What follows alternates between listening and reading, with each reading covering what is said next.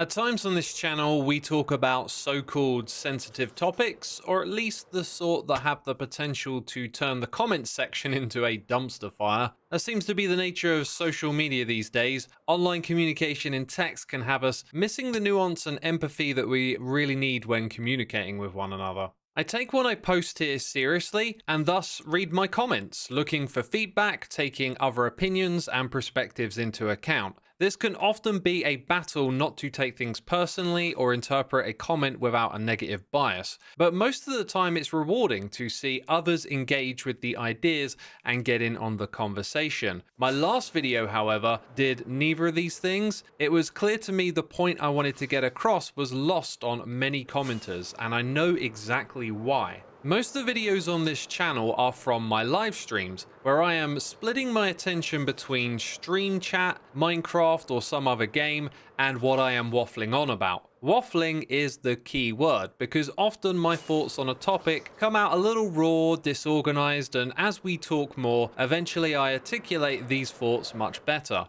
But between it all, a lot of umming and erring, distractions in the game, and pop-ups from the amazing people who directly support me over there on Twitch, these things, they tend to distract me. And a lot of that distraction during the waffling might be lost on you because my editor Sky and other editors I've worked on in the past do a fantastic job stripping out all those pauses, tangents, the ums and the ahs, and that editing can only go so far, for sometimes it takes me a bit of time to arrive at the point I want to make as I talk my way there. This has been an issue in the past, and I've even deleted a video or two when realizing how ineffective my communication has been. So in a ways I've learned this lesson before, but I've just assumed I'll do better next time without much changing about it at all.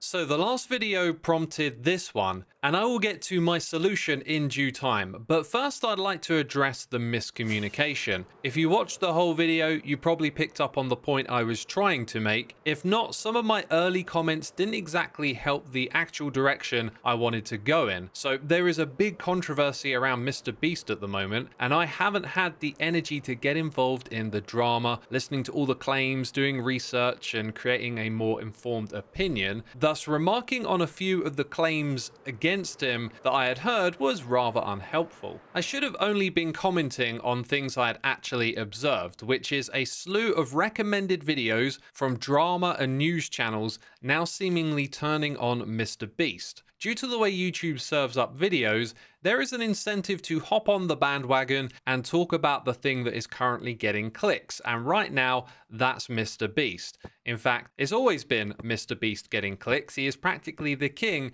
of garnering engagement on YouTube. The difference this time is that the tone has swung against him. With my last video, I wasn't trying to talk about the situation itself and the claims against him were legitimate or not. I wanted to comment on the shift from hero to villain, and if that is a rightful turn from good to bad. I'll leave that up to you to decide and have no say in the matter. What I wanted to point out is this was a familiar feeling of seeing public figures start out with praise and reverence for their accomplishments to eventually be torn down in the limelight. It happens with plenty of figures in the past through tabloid and mainstream media, and it happens now in our online space too. Although we've seen it before online, the turn against MrBeast had me feeling a disappointment, as perhaps I naively saw some of these tabloid takedowns as being a result of bad incentives.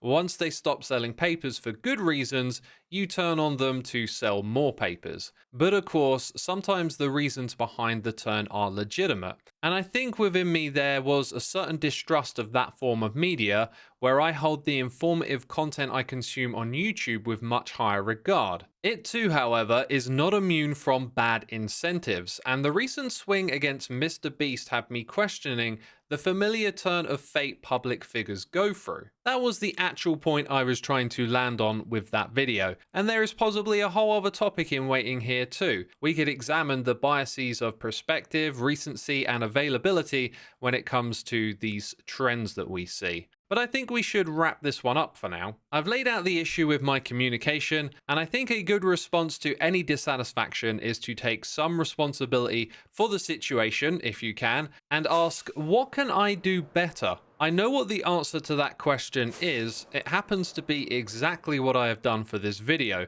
I've sat down and written out all of my thoughts into a coherent script. That way I know I am communicating to the best of my ability.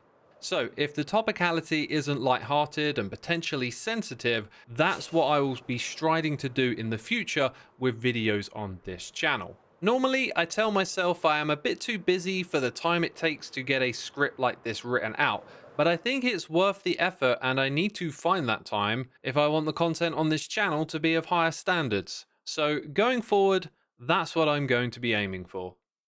So did you enjoy the waffle? Want to hear more stories and thoughts? Check out the playlist link below if you want more videos like these, and of course subscribe to the channel to catch future ones, and go to linktree.xisuma.co if you'd like to find links to all of the other activities that I do, including playing guitar, making music, Minecraft videos and much more. Go check out that link.